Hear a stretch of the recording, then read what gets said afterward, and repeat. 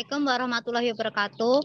Kepada yang terhormat Bapak Hardiansyah Masya MPD, selaku dosen pengampu karakteristik BK Anak dan BK Remaja, dan kepada teman-teman yang saya banggakan. Perkenalkan, kami dari kelompok 2 yang akan mempresentasikan materi pada hari ini dengan judul Karakteristik dan Kompetensi Anak Kognitif. Dengan saya Haziatur Roma sebagai moderator dan pemateri, dan rekan saya Sabta Rahmadani sebagai pemateri. Baiklah, materi pertama akan disampaikan oleh Sabta Rahmadani. Waktu dan tempat saya persilahkan.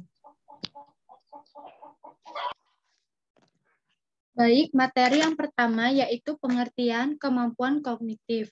Kemampuan kognitif adalah kemampuan anak untuk berpikir melalui pengamatan, menggolongkan, menghubungkan, menguraikan, mengabul perkembangan-perkembangan anak yang lain. Yang kedua, ada faktor yang mempengaruhi perkembangan kognitif.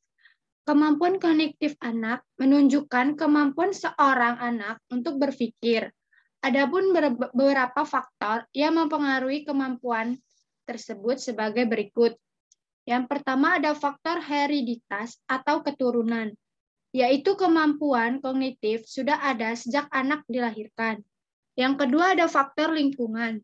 Faktor lingkungan yaitu kemampuan kognitif ditentukan jika seorang individu yang telah mencapai kesanggupan menjalankan fungsinya masing-masing. Kematangan berkaitan erat dengan usia anak. Yang ketiga ada faktor pembentukan, yaitu kemampuan kognitif dipengaruhi oleh segala keadaan di luar diri seseorang yang mempengaruhi perkembangan intelijensi, baik pembentukan disengaja, sekolah formal, dan pembentukan tidak sengaja pengaruh alam sekitar. Sehingga manusia berbuat intelijensi karena untuk mempertahankan hidup ataupun dalam bentuk mempertahankan diri. Yang keempat ada faktor minat dan bakat, yaitu kemampuan kognitif dipengaruhi keinginan dan potensi yang dimiliki seseorang. Yang kelima ada faktor kebebasan, yaitu kemampuan kognitif dipengaruhi oleh kebebasan, artinya keleluasaan manusia untuk berpikir. Dari beberapa pendapat di atas dapat disimpulkan bahwa faktor yang mempengaruhi kemampuan kognitif terdiri dari dua faktor, yaitu faktor dari dirinya, internal, maupun faktor dari luar dirinya, eksternal.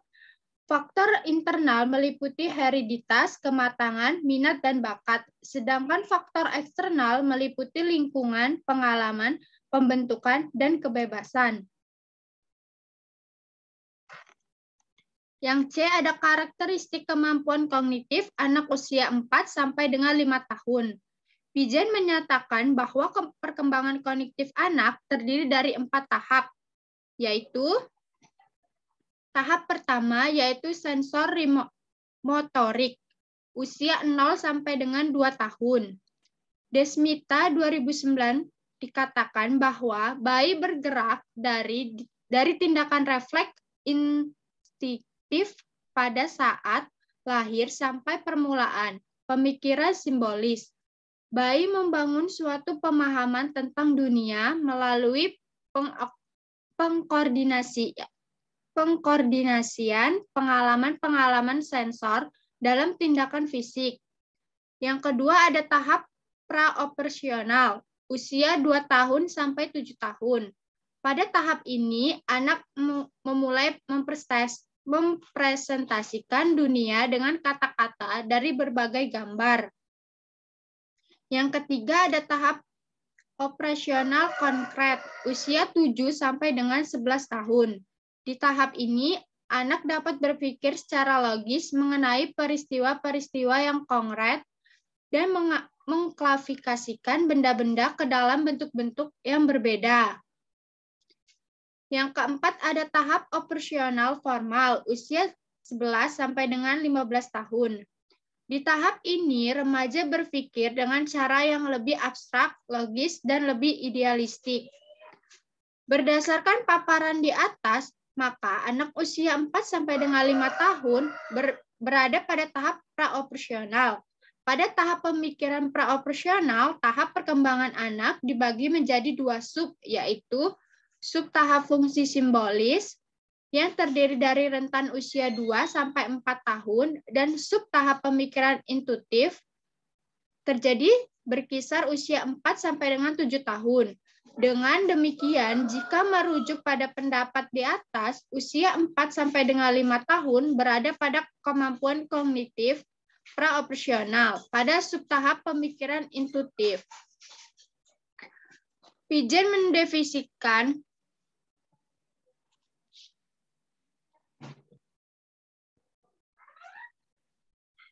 selanjutnya akan dibacakan oleh Mbak Hajijah.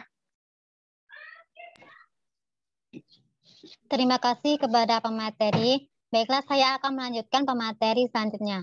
D. Perkembangan sosioemosional. Para psikolog mengemukakan bahwa terdapat 3 tipe temperamen anak, yaitu 1. Anak yang mudah diatur, mudah beradaptasi dengan pengalaman baru, senang bermain dengan mainan baru, tidur dan makan secara teratur, dan dapat menyesuaikan diri dengan perubahan di sekitarnya. 2. Anak yang sulit diatur seperti sering menolak rutinitas sehari-hari, sering menangis, butuh waktu lama untuk menghabiskan makanan, dan gelisah saat tidur. 3. Anak yang membutuhkan waktu pemanasan yang lama. Umumnya terlihat agak malas dan pasif, jarang berpartisipasi secara aktif, dan seringkali menunggu semua hal diserahkan kepadanya.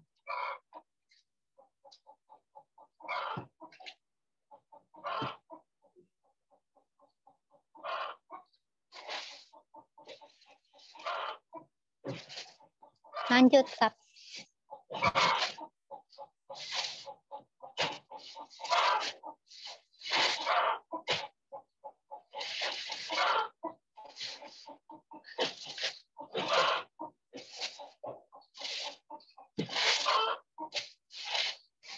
Belum pindah ya?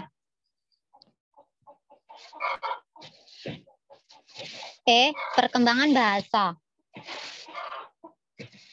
Kemampuan setiap orang dalam berbahasa berbeda-beda.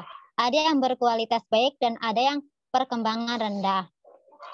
Seorang anak yang berusia 5 bulan, umur 0 sampai 1 tahun. Anak akan mengoceh seperti orang yang sedang berbicara dengan rangkaian suara yang teratur, walaupun suara dikeluarkan ketika berusia 2 bulan. Di sini terjadi penerimaan percakapan dan diskriminasi secara percakapan. Beberapa ocehan dimulai untuk menyusun dasar bahasa. Lalu pada usia 1 tahun, si anak dapat menyebut 1 kata atau periode holokratis. Kemudian usia 18-24 bulan, anak mengalami percepatan perbendaharaan kata dengan memproduksi kalimat 2 atau 3 kata, disebut periode telegrafik. Sebab menghilangkan tanda atau bagian kecil tata bahasa dan mengabaikan kata yang kurang penting. Selanjutnya, pada usia 2,5 sampai 5 tahun, pengucapan kata meningkat. Bahasa anak mirip orang dewasa. Anak mulai memproduksi ujaran yang lebih panjang, kadang secara gramatik, kadang tidak. Lalu pada usia 6 tahun ke atas, anak mengungkapkan kata seperti orang dewasa. Sementara faktor-faktor yang mempengaruhi banyaknya anak berbicara antara lain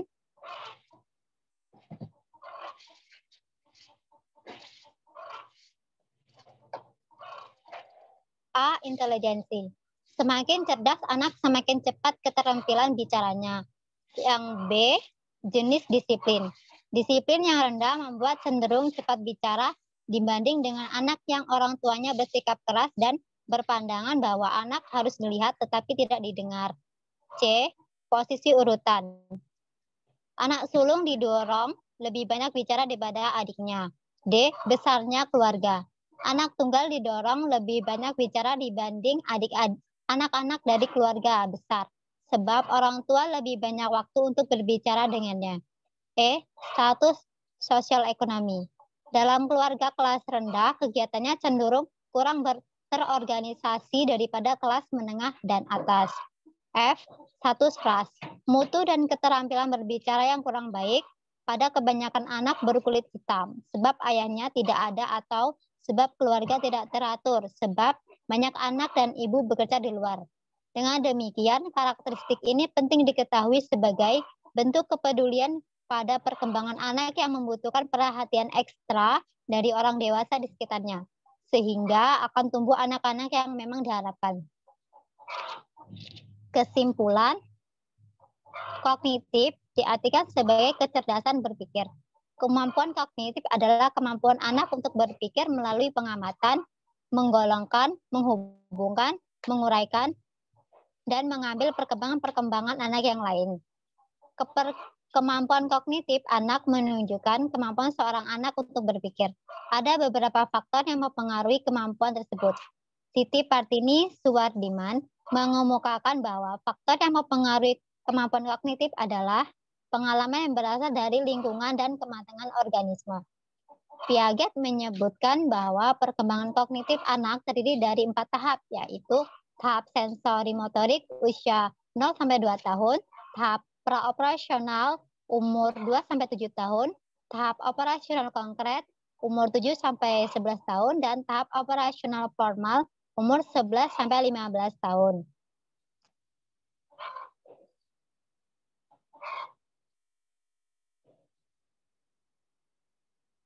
Itulah tadi materi yang telah kelompok kami sampaikan.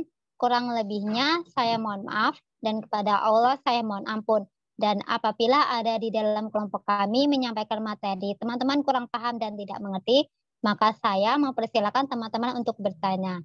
Sekali lagi terima kasih, saya akhiri. Wabillahi taufik wal hidayah. Wassalamualaikum warahmatullahi wabarakatuh.